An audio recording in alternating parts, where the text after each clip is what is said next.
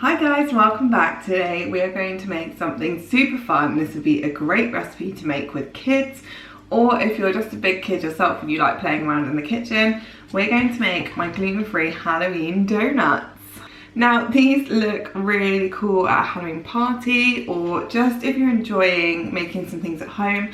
I know that Halloween this year is going to be a little bit different to normal. Many people will be watching this from areas where you won't really be going trick-or-treating, so that's why it's even more fun to think of some really good Halloween activities you can do with the kids during half term, and these are perfect. Now there's a different combination of donuts here. We've got the sprinkle donuts and we've got the spiderweb donuts, and I'm going to show you exactly how to do this. It's not difficult at all.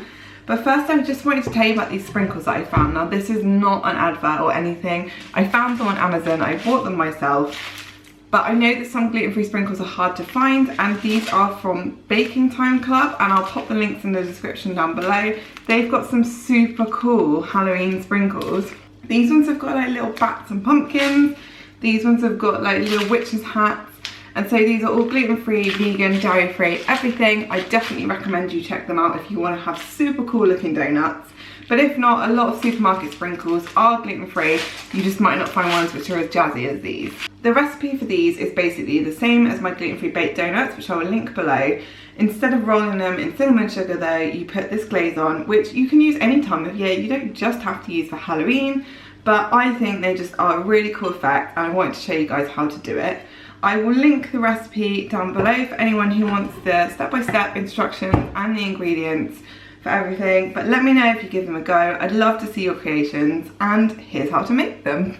First of all, you want to mix together your dry ingredients. So you'll need self-raising gluten-free flour, caster sugar, some baking powder and some cinnamon if you like to flavour it.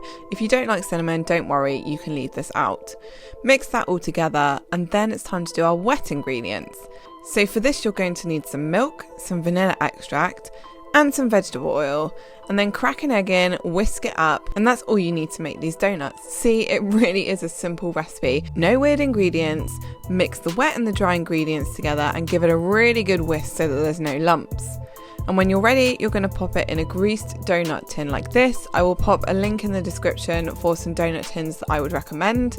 Make sure they're not too full and that there's no mixture over the holes, and bake. And here we go, golden baked donuts. It's time to make our icing. So to do this, it's a really simple donut glaze. You'll need icing sugar, a few tablespoons of milk and some vanilla extract to flavour it. Now give it a good mix. You might find that you need a tiny bit more milk, but just add a tiny bit at a time like this, otherwise you might end up with really runny icing. You want it to be quite thick. I'm going to divide mine between two bowls for these donuts so that I can make two different colours, and then I will also put some white icing in a separate bowl as well.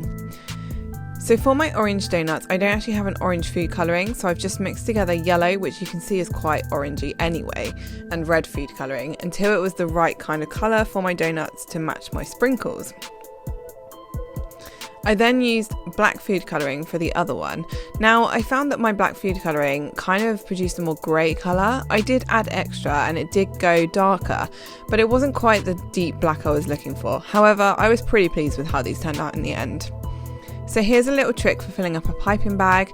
Put the piping bag in a cup and fold the edges around, put the icing in and then take it out, snip off the end and you're ready. Simple.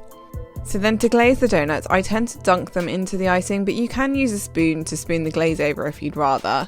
And once you've done this and got a nice thick even coating, it's time to pipe on circles. Now you'll see it doesn't matter too much if they're very neat, and what we're going to do is use a cocktail stick to drag the circles from the inside of the donut to the out, which as you can see is creating our spiderweb effect.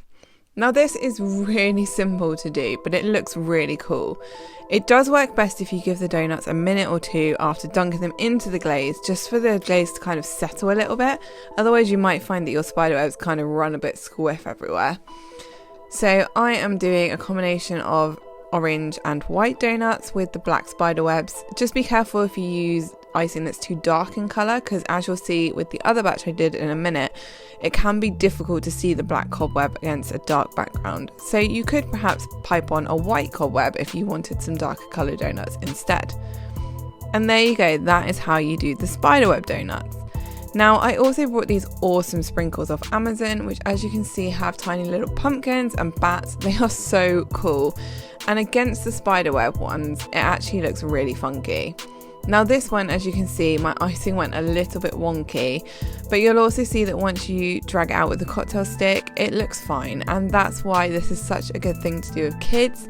It's a great way to practice their piping skills, and it's just really fun. I also glazed some in my black and white icing as well. And just one final thing to show you while I've got these colours, you can make a nice marble style icing. This does work better with certain colours, but I think it worked alright with the black and orange. And that's this batch of donuts, but just to show you the ones that are in my blog post, which is linked below, I also created some more with green and purple icing. Again, the same sort of thing, I dunked them in and I covered them in sprinkles with this batch. And this is another batch of sprinkles from the same brand, which are really cute with little witches' hats and cauldrons. And then I used the spiderweb effect again on these. And as you can see, the purple ones didn't quite turn out as well, but I'm pretty pleased with how they turned out. There you go guys, that's how to make my gluten-free Halloween donuts. As you can see, they're so easy to make.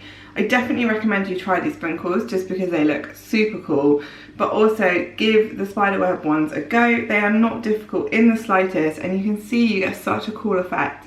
Now these are best eaten fresh on the day that you've made them. You can keep them for a day or two afterwards, but you might find they go a little bit drier. I would recommend making them and enjoying them on the day. The recipe only makes 12 anyway, so it's not a huge amount, and you can actually freeze the donuts before you ice them as well. So if you are making a batch and you don't want any to go to waste and you don't want to give them to your friends and family, that is what I suggest you try. I really hope you enjoyed this recipe. Make sure you hit subscribe to see more recipes like this. Make sure you tag me on my Instagram and using hashtag the gluten free blogger if you make these so I can see your creations. And I will see you again very soon with another video. Bye!